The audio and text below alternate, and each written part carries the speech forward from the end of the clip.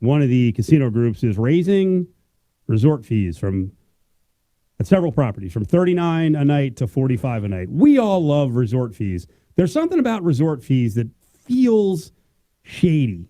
Yep. So there was a tweet today from, I guess this is the Attorney General District of Columbia, a guy named Carl Racine. He says, today I'm suing Marriott International for charging consumers deceptive, quote, resort fees when booking hotel rooms. Through these fees, Marriott hides the true price of rooms and misleads consumers to increase company profits. Is there a case here? Yes, potentially. Yes. I love it because it's absolutely what happens. I think whether or not you have a case is going to go on the when and how it's disclosed.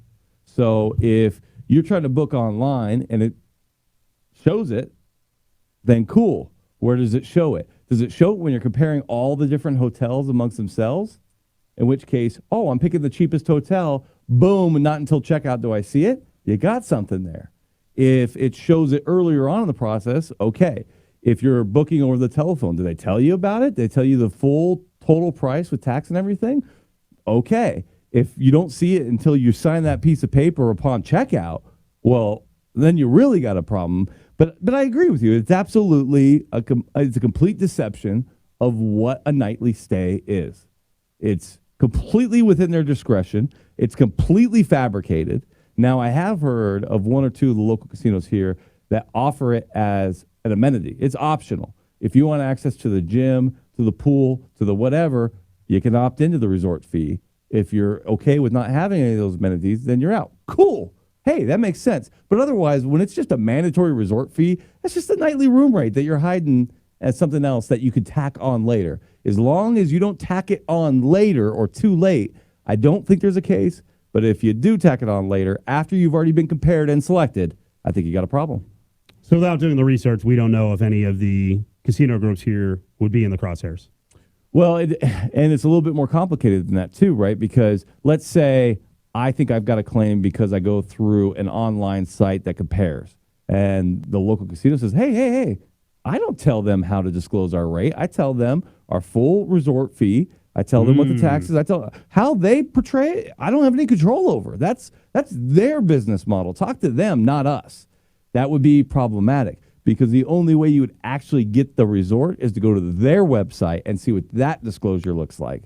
So there's another layer there that makes it a little bit more complicated. Yeah, that's what I find interesting because I feel like Hotwire, Priceline, the discounter sites are the worst with that. Totally. Where you see the price and then it's the very, very, very last screen. And then it even says to you, oh, well, we're not sure. They might add that fee when you get to the hotel. They'll charge you separately for that when you get there, which feels shadier than anything. Yeah. Or even if they do tack it on later, right? It's $19 a night, and you're like, yeah, all right, little asterisk. You read resort fees may apply. And then the worst is your situation. They let you book, they let you hold, but they don't charge you until you get there, and then they put the charge on with the resort fee. That's super shady. Some of the other ones you buy now, you're actually giving your credit card, and when you do check out, it's all there. But they know that people are lazy like me. I'm not going to now back out, go to the $21 a room night, and then see what that resort fee is, and then back out and work my way through that process 6 different times to find out what the actual nightly room rate is. So when we look at a case like what's coming up in D.C., is it a matter of this would change the practice going forward, or is it a matter of there could be some compensation for people who were charged this over time, or not anything like that? Does it just maybe... Is it a symbolic thing, and then the hotels just figure out a way to repackage it? Definitely better than symbolic, right? I would anticipate if they fight this and they lose, that corrective action would be in place because you're talking about government entities coming after you and saying this is fraudulent practice. And me, as a plaintiff's attorney, I've got a government stamp onto what I want to do and what I want to allege against you. Next thing I've got is a class action lawsuit with the government's blessing.